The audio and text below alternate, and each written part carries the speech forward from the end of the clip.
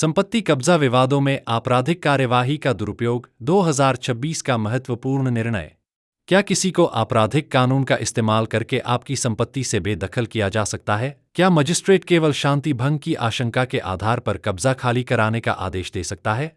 2026 के एक महत्वपूर्ण निर्णय में इलाहाबाद हाई कोर्ट ने स्पष्ट किया कि सेक्शन 145 सीआरपीसी अब सेक्शन 164 बीएनएसएस के तहत किसी व्यक्ति को संपत्ति से बेदखल नहीं किया जा सकता। याद रखें, मजिस्ट्रेट केवल कब्जे की रक्षा कर सकता है, उसे छीन नहीं सकता। यदि आप किसी संपत्ति कब्जा विवाद का सामना कर रहे हैं, तो यह निर्णय आपके अधिकारों की रक्षा कर सकता है। आगे बढ़ने से पहले मेरा एक विनम्र अनुरोध है, आप जीपे क्यूआर कोड स्कैन करके 59 रुपये या 119 रुपये का योगदान देकर इस चैनल के सदस्य बन सकते हैं। आप किसी भी समय सदस्यता रद्द कर सकते हैं। आपका छोटा सा सहयोग कानूनी जागरूकता फैलाने में मदद करेगा। अब आइए विषय पर आते हैं। आज हम एक बहुत महत्वपूर्ण कानूनी विषय पर चर्चा करेंगे। संपत्ति कब्जा विवादों में आपराधिक कानून का दुरुपयोग और सही कानूनी उपाय।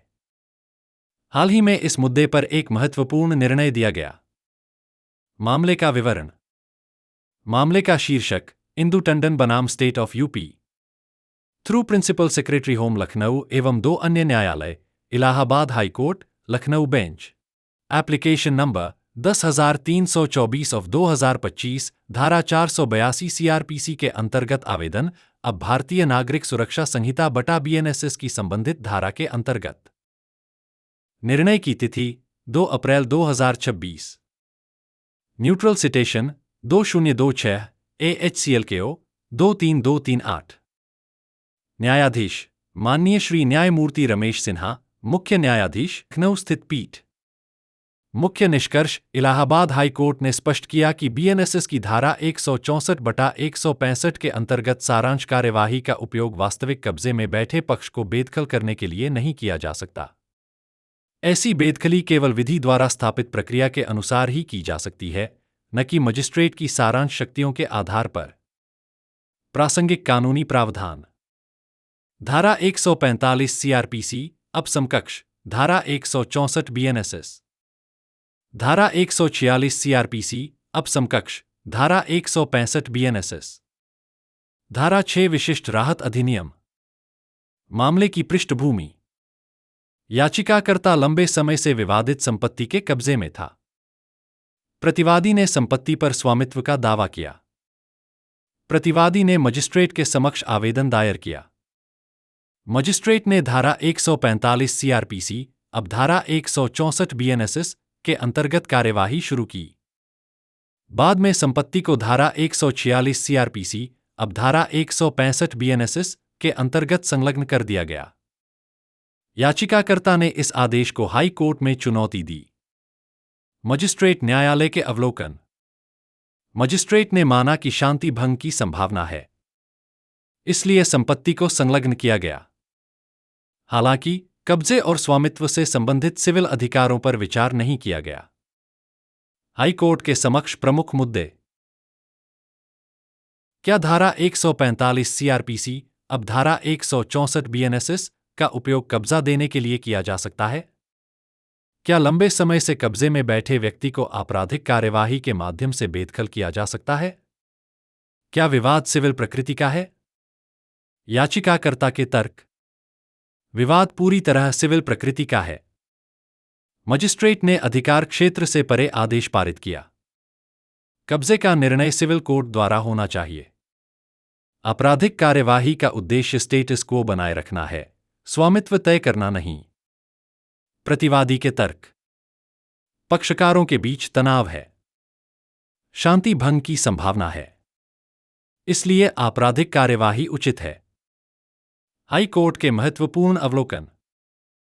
न्यायालय ने कहा, धारा 145 सीआरपीसी अब धारा 164 बीएनएसएस का उद्देश्य केवल कानून व्यवस्था बनाए रखना है।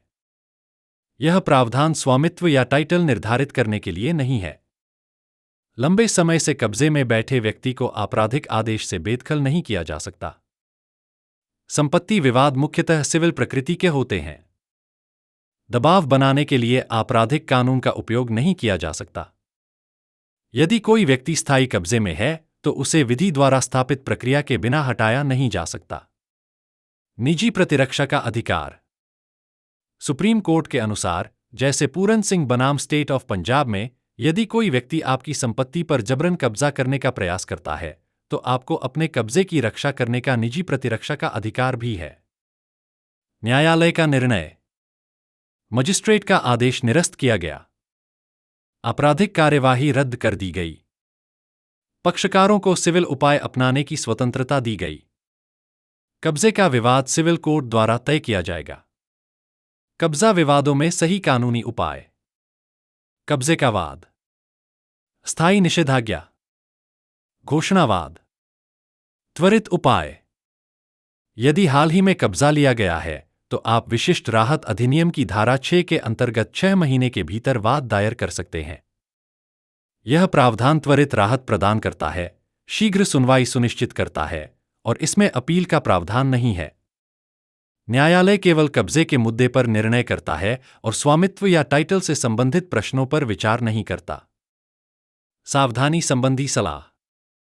यह ध्यान देना बहुत महत्वपूर्ण है कि यदि मजिस्ट्रेट को विश्वास हो कि आवेदन की तारीख से पूर्व 2 महीने के भीतर किसी पक्ष को जबरन और गलत तरीके से बेदखल किया गया है, तभी मजिस्ट्रेट कब्जे की बहाली का आदेश दे सकता है। पुराने कब्जे 2 महीने से अधिक के मामलों में मजिस्ट्रेट हस्तक्षेप नहीं कर सकता। मुख्य निष्कर्ष। संपत्ति कब्जा विवाद सिविल प्रकृति के होते हैं। आपराधिक कानून का दुरुपयोग नहीं होना चाहिए। सही उपाय सिविल कोर्ट है। 45 सीआरपीसी बटा 164 बीएनएसएस केवल शांति बनाए रखने के लिए है। विशिष्ट राहत अधिनियम त्वरित राहत प्रदान करता है। मजिस्ट्रेट केवल आवेदन की तारीख से 2 महीने पहले किसके कब्जे में था, यह देख सकता है। निष्कर्ष।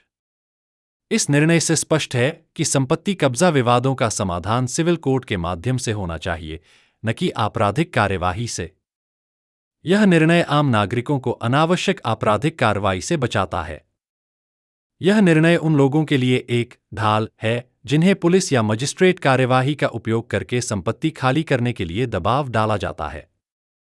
इस वीडियो को देखने के लिए धन्यवाद। यदि आपको यह जानकारी उपयोगी लगी तो कृपया लाइक करें, सब्सक्राइब करें और अपनी राय कमेंट में साझा करें। अधिक कानूनी जानकारी के लिए बेल आइकन दबाना न भूलें।